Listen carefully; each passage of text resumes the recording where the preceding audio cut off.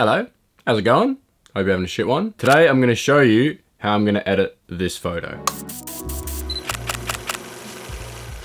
Starting off, I'm gonna bring up my exposure just so I can see what we're working with. I'm gonna bring my highlights down, shadows, and highlights. Basic editing, we're sort of gonna come back to this. This is just so I can get a gist of what we're sort of working with here. So this is now something I've started to do a bit more with my modern editing style. So I actually take pretty much all the vibrance out and boost the saturation a little bit. This way sort of helps blend my colors a bit better, rather than doing it the other way where it's super dull. I'm actually just gonna move around the calibration a little bit, especially in the greens here. And this is just so it's gonna help blend our orange color better, because we're gonna make these lamps orange. And I'm actually gonna bring out also the blues in my calibration. And now we're gonna start coloring the image. So let's start with the shadows here first. I usually find around, probably give it quite a bit of strength. Maybe it could actually be around 210, 211 actually. And yeah, give it a decent amount of saturation. Midtones can be a little bit towards the reds here. I might come back and change that later. Same with my highlights.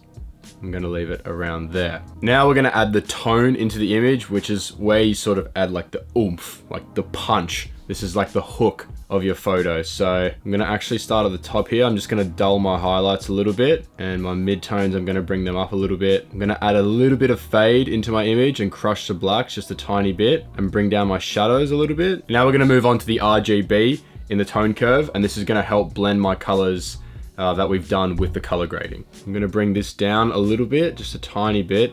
Very minimal adjustments are needed when using the tone curve, and you'd be surprised how big of a difference they make. There's a massive fly in my room, hang on.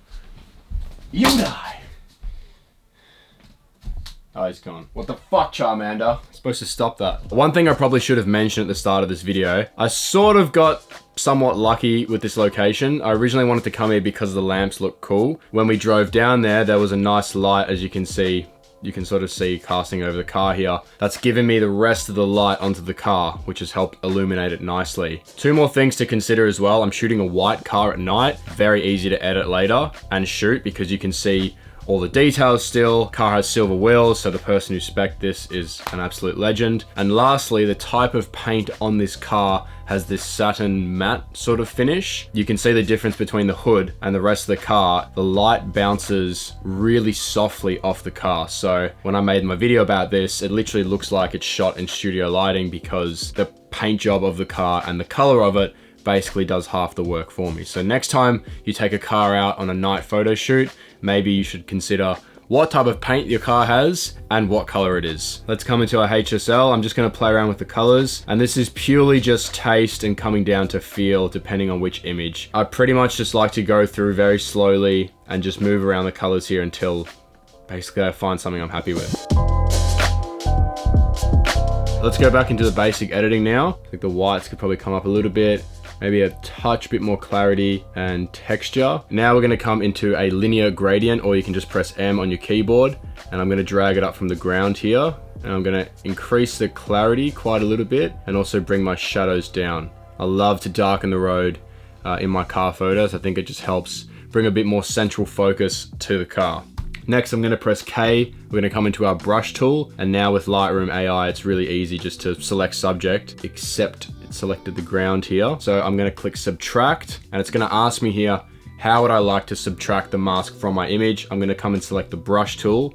So I'm basically, while I'm in the brush tool, I have a brush tool, if that makes sense. And I'm gonna remove the mask from unwanted areas of my picture. So I'm gonna start taking saturation out of the car to make the white actually look like white, not a blend of colors that we've just used before, like in the tone curve and the color grading. So with car photography, I can't stress to you how important it is that when you edit your colors and you're going through the tone curve, is make sure the car still looks the same color as what you shot. And actually when I'm on location shooting, I use my iPhone. I just take a picture of the car because I actually find the iPhone colors pick up the color of the car the best.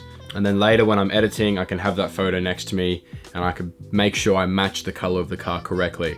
I can tell you, and I'm speaking from experience here, there's nothing worse than getting a message from the owner saying, hey, that's just not the color of my car, because some people are picky with their colors. I mean, this is a white car, so it's pretty easy, but if your car's green or yellow or purple, make sure you're getting that color to spec, okay? Go the extra mile. It's the detail that counts. But that's the vibrance if I was to boost it with the saturation.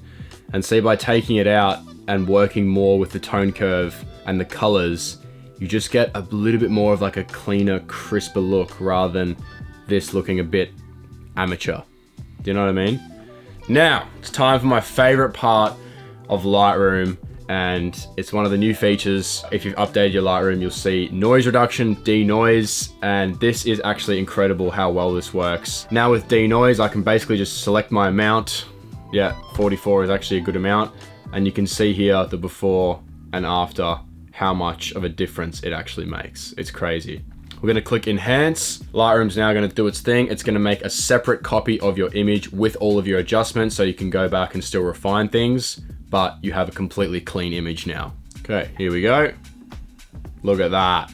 Pretty good for handheld on the streets. Okay, so that's before, that's after. Before, after. Now, again, like I was saying about details, we're gonna bring it into Photoshop. So right click, edit in Adobe Photoshop. Always click this, make a new layer, Command J. I'm gonna zoom in and just start cleaning up the image. I'm gonna press J on the keyboard, is a spot healing brush tool. I might switch between J and S on my keyboard, which is also the clone stamp tool.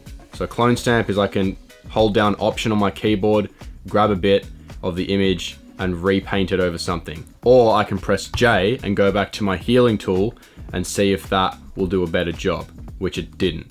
So sometimes I'll use the clone stamp when I just want a bit more of a better detailed job. But for other things, like for these cigarette butts on the ground, compress J and it'll do a fantastic job of just removing that. So let's go through, let's start cleaning up the image.